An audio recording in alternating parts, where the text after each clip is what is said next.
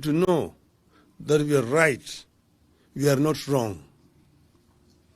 By resorting to civil disobedience and protests, we can't be wrong unless the law itself is wrong.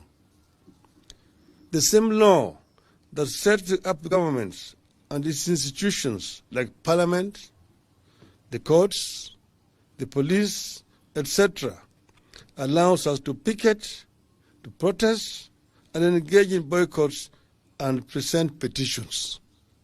We are not wrong. We are acting within the law, and we expect nobody to frighten us. We must never be made to believe that we are wrong when we protest.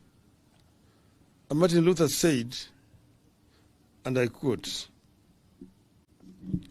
that is Martin Luther Jr. He told us, now it means sacrificing. Yes, it means sacrificing at points. But there are some things that we've got to learn to sacrifice for. And we've got to come to the point that we are determined not to accept a lot of things that we have been accepting in the past. Unquote. As a country, we are at that point.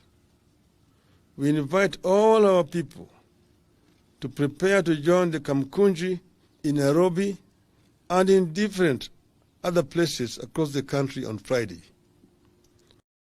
I want to repeat that it's not just in Nairobi. It will be in other centers across the country, and the names are going to be announced shortly. Thank you, Kenyans. Let us meet in Kamkunji and other parts of the country for the Sabasaba of our lifetime. Thank you. End of statement. I think it's very clear. We should take a few questions.